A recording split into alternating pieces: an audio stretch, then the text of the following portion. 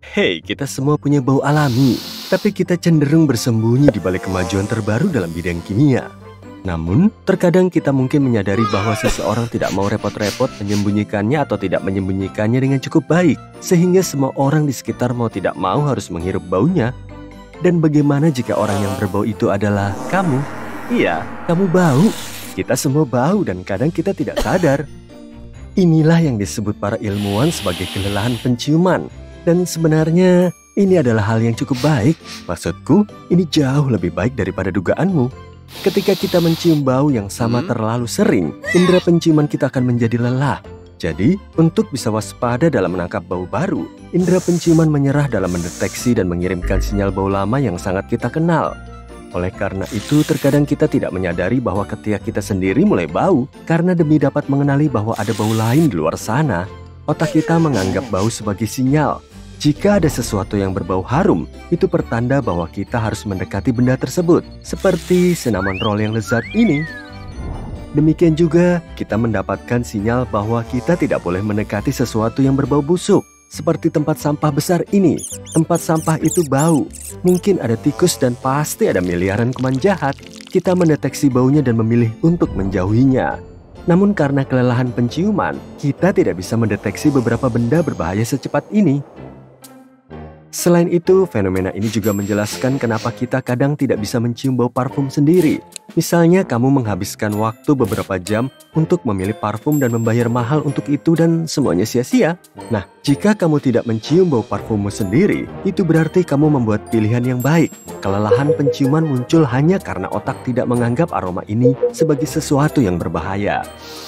Sebaliknya, jika kamu memakai kolon dan kamu bisa merasakannya dengan jelas, itu tanda bahwa kamu dan kolonmu tidak cocok. Bagaimanapun juga, parfum hanyalah bagian dari citramu dan sebagian besar digunakan untuk memberi kesan pada orang lain di sekitarmu. Kamu harus merasa nyaman memakainya.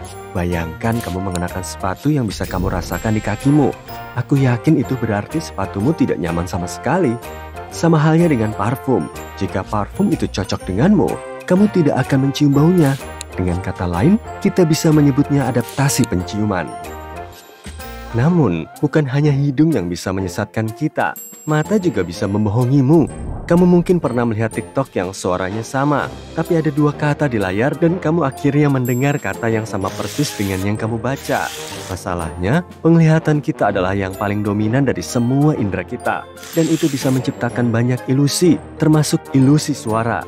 Trik dari video TikTok ini memiliki nama ilmiah yaitu efek McGurk. Dan yang paling lucu soal ini adalah meskipun sepenuhnya memahami apa yang sedang terjadi, kamu tidak dapat menyesuaikan telinga dan mendengar suara yang tepat. Trik lain yang dapat dilakukan otak kita adalah menghapus objek alias kebutaan yang disebabkan oleh gerakan. Yang satu ini khususnya menyangkut pengemudi. Masalahnya, kita menerima terlalu banyak informasi dari dunia hingga otak kita yang tidak terlalu besar menjadi cukup lelah untuk menganalisa apa yang kita lihat. Jadi, otak memilih untuk menyingkirkan hal-hal yang tidak perlu yang secara tidak sadar kita lihat setiap hari. Lihatlah ilusi optik ini. Sekarang tataplah titik hijau yang berkedip tepat di tengah-tengah selama sekitar 10 detik.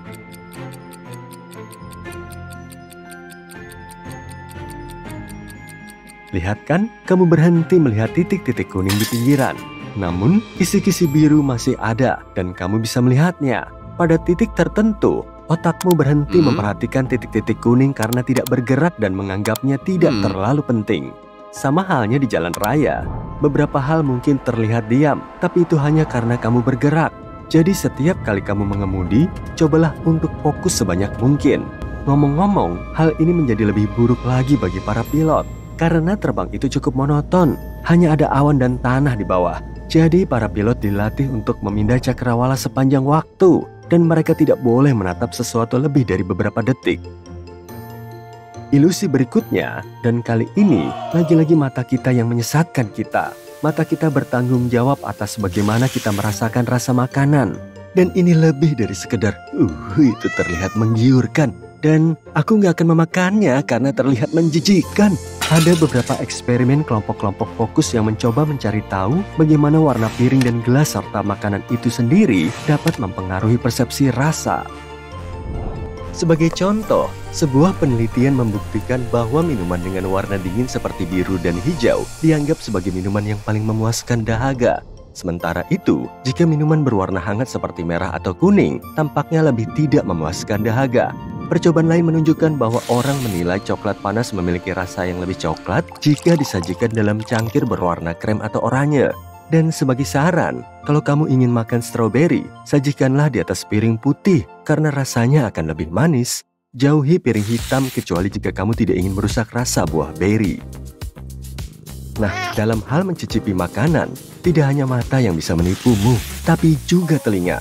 Para ilmuwan bahkan menemukan volume musik yang sempurna untuk menyajikan makanan di restoran.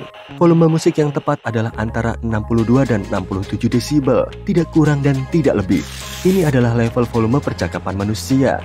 Jika ada volume musik yang tepat, makanan yang disajikan akan tampak lebih baik bagi pelanggan. Lalu kenapa aku selalu berada di restoran yang bising, yang bahkan orang berjarak 3 meja dariku aja nggak kedengeran? Maaf. Ilusi yang akan kuceritakan ini mungkin terdengar gila, tapi itu benar. Terkadang kita bisa lupa di mana anggota tubuh kita berada. Hal ini terjadi ketika indera peraba kita menipu kita. Fenomena ini juga dikenal dengan nama ilusi tangan karet. Mari kita lihat cara kerjanya. Caranya adalah dengan menjauhkan salah satu lengan sehingga tidak terlihat. Dan tangan karet ditempatkan di depan orang tersebut sehingga dia dapat melihatnya. Kemudian, peneliti menyentuh jari-jari orang tersebut. Dan pada saat yang sama, mereka mengulangi sentuhan yang sama pada lengan karet. Tidak masalah bagaimana cara menyentuhnya. Yang penting adalah sinkronitasnya. Contohnya, eksperimen yang direkam terkadang menunjukkan sentuhan dengan puas, tapi kamu bisa menggunakan jari-jarimu. Penguji harus menyentuh tangan asli dan tangan karet secara bersamaan selama beberapa menit. Setelah itu, orang yang lengannya digunakan harus menutup matanya dan menunjukkan lengan keduanya yang bebas. Hasil penelitian menunjukkan bahwa orang tersebut cenderung menunjuk ke lengan karet dengan mata tertutup, secara tidak sadar menganggapnya sebagai lengannya sendiri. Dan terkadang ada hal-hal yang kita lihat tapi tidak nyata. Seperti pensil di dalam gelas air ini, kelihatannya seperti patah bagi kita. Tapi pada kenyataannya, ini hanyalah pembiasan yang menyebabkan mata kita melihat gambar yang terdistorsi. Sekarang, lihatlah kedua benda ini. Ini boneka beruang dan batang logam. Menurutmu, mana yang lebih dingin? Tentu saja kita semua ingin mengatakan batang logam. Dan bahkan jika kita menyentuh kedua benda ini, kita akan merasakan bahwa batang logam lebih dingin. Meski ini adalah eksperimen dan kedua benda ini memiliki suhu yang sama. Masalahnya, batang logam terasa lebih dingin karena logam adalah konduktor termal. Logam bisa menurunkan suhu tanganmu lebih cepat daripada boneka beruang. Sebaliknya, boneka beruang adalah isolator termal dan suhunya tetap. Jadi, otakmu agak tertipu dan merespon suhu tanganmu, bukan suhu batang logam. Sepertinya otak kita adalah pembohong besar dan membuat indera kita berbohong kepada kita juga. Tapi tahukah kamu, ini adalah white lie yang membantu kita hidup lebih baik.